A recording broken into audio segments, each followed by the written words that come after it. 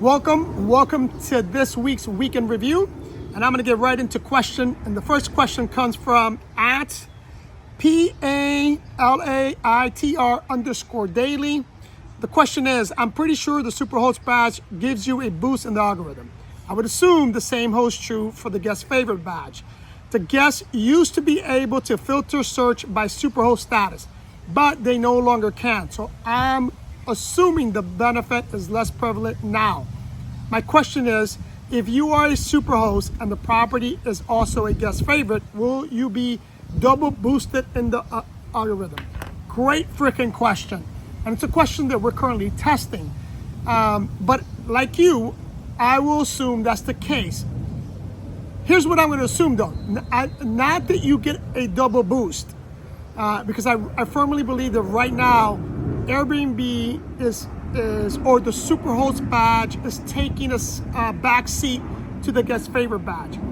Hence in point, the fact that you can no longer search via the Superhost badge. You can only search through use your filters and categorize the guest favorite badge. So the Superhost badge is taking a back seat. I don't think you're going to get a double boost by having both, but I am confident that you will definitely get a boost by having the guest favorite badge. Again, I firmly believe the Superhost badge is going to be gone soon. The reason being is that more and more you're seeing a lot of companies like ours, meaning you're seeing more people having more than one account, or having more properties in one account. Again, the Superhost badge was created and is for the entire account. So for us, for example, just one account has 69 properties. So that account, if that account that has Superhost status, that Superhost badge applies to all properties. So I can have one or two properties that are lacking, but it'll still have that Superhost badge. Not the case with the guest favorite badge. This is why that guest favorite badge is much more important than the Superhost badge, because that guest favorite badge is for just the individual property. You cannot have Superhost status but have the guest favorite badge if you have a large account. It's not going to be the case. Vice versa is not the case. So, hope I answered the question. If I didn't, then just comment below. As I mentioned, we are testing this. I am going to let you know in a month from now if our properties that fall under our Superhost status and have the guest favorite badge have a more either higher visibility or more conversion. So I'll let you know. So let's move right into our usual stats for the company. And first is our sales for this week. This week, in terms of sales, the rental side, we made $38,777.82. And on the other fee side, we made just 50 cents less than 10 grand. Okay, so for a total of a little over $48,000. Okay, project progress. The project progress. There's no change other than the fact my South Miami property, we made an adjustment. And here's what we did. We had a pergola built. That pergola was built out of aluminum. Where we dropped the ball was the fact that in the entrance to the property, which is right next to that pergola, that entrance has a small, let's call it pergola, it's a small entranceway. And that's made out of wood. So what we're going to do is we're going to replicate that same entranceway into the pergola, so that we have cohesion, or it's the same, right? It's the same material. When you look at it, it flows, versus seeing the wood entry or the wood pergola and then seeing an aluminum one. So we're gonna be delayed a little bit because we're gonna build that, and then we'll proceed. No change in our Fort Lauderdale project. Moving on to our team news and personnel news. We just had our Christmas party. It was one of the best, or holiday party, one of the best we've had so far. I want to applaud my staff, in specific Maddie, who organized it, put it together. Job well done. Great turnout. We had a good time, and people were. Here's what's important, people. If you have a company, developing culture is important, right? I'm a firm believer that having a culture within your company is extremely important. It helps with unity, it helps with creativity, and it helps when you're in these settings to get inside scoop of what's really going on within the company. As the owner of the company, I don't expect to hear every little nitpick thing that happens within the company, except during these types of events. I'm going to give you a story, right? Towards the end of the party, when people had a little bit to drink, one of our managers came up to me and says, "Hey, now that this person is no longer with the company, I'm going to tell you a story that happened with this person." So before I tell you the story, let me backtrack. If you own a short-term rental property, you need to have policies and procedures. This is going to be one of those policies and procedures, and it's going to lead into issues and challenges. Because once I finish telling the story, we're going to go right into issues and challenges.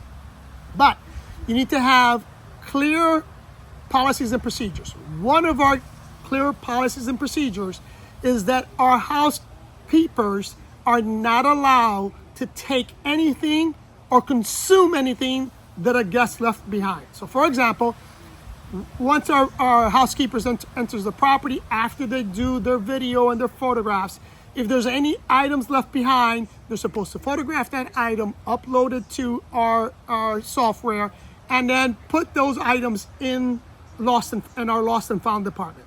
If it's a food item or a perishable item, then they just simply throw that out. Again, they're not allowed to take or consume any item. Well, we had a housekeeper who violated that policy, and here's what happened. That housekeeper ended up finding a Tupperware with sealed brownies. They decided that because they were hungry and because those brownies were sealed, that they were going to consume that brownie. They consumed the brownie. 30 to 45 minutes later, they weren't feeling well. And they started to feel like the room was spinning. They were feeling a little dizzy. They started to get a little nauseous and weren't sure what was going on. They ended up calling the head of housekeeper and told the head of housekeeper what happened. That head of housekeeper immediately recognized that those brownies weren't brownies. They were marijuana brownies, and that this housekeeper shouldn't have done that. Needless to say, they went and got treated. They were fine. Nothing majorly happened. But nonetheless, that housekeeper no longer works for us. Again, you need to emphasize the fact that your housekeeper, or should have that policy, that your housekeepers or any employee should not be consuming stuff that guests leave behind, and or taking stuff that guests leave behind. Very important that they do that. Very important they understand that. The next, going right into issues and challenges. We had a security issue happen this week. We had a guest that booked through Airbnb, and in their reservation, they requested an early check-in, and I believe the time was 11 a.m. When the guest showed up around 11:30, our housekeepers were in place and they were already cleaning. The guest knocked on the door, and again, going back to policies and procedures, before I finish telling the story, we have a policy that our housekeepers are not allowed to let anyone inside the property once they go inside. So once they report to clean the house, once they do the video of the outside, once they go inside, they are to lock the doors, and they're not allowed to open that door for anyone. Obviously, if it's another staff member, they can, but no one's allowed to go into that property without the prior approval of the property manager. So this guest knocks on the door. The housekeeper goes to the door and tells the person they're not allowed in. The person becomes irate and starts screaming and yelling at the housekeeper.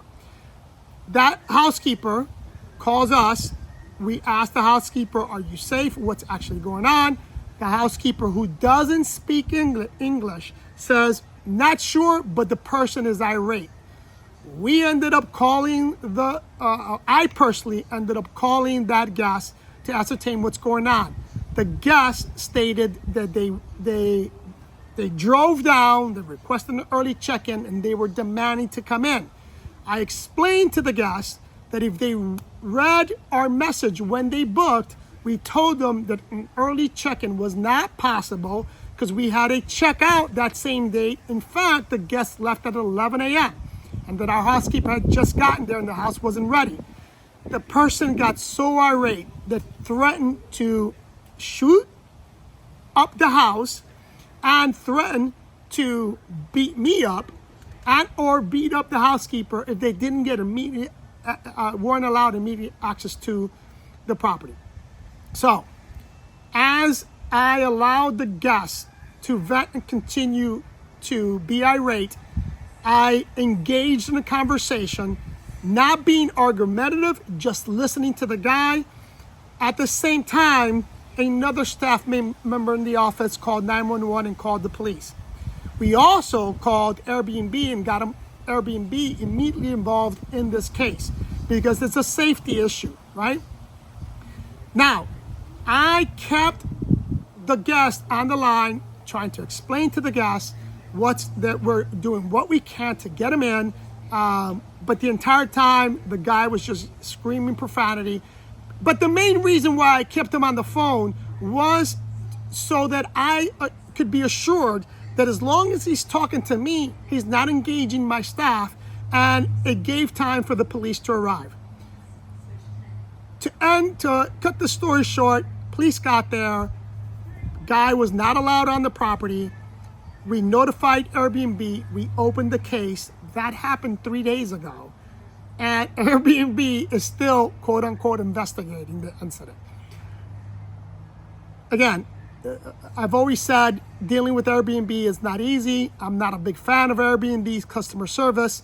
This guest should have been immediately banned from the platform. But that's another subject for another video. But to recap, you should have strict policies in place, and you should have training in this, meaning all your staff should be clear as to what to do during an incident like this. Our staff knows they're not allowed to open the door.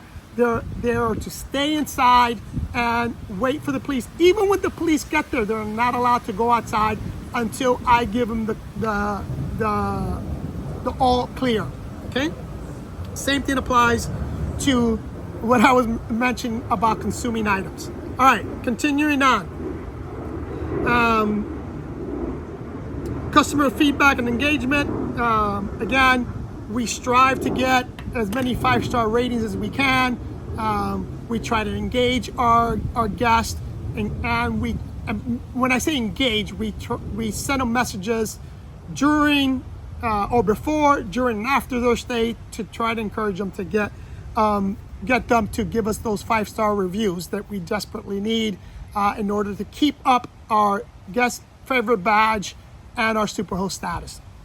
If you want to learn more about policies and challenges that happen as an Airbnb host, then subscribe to this channel.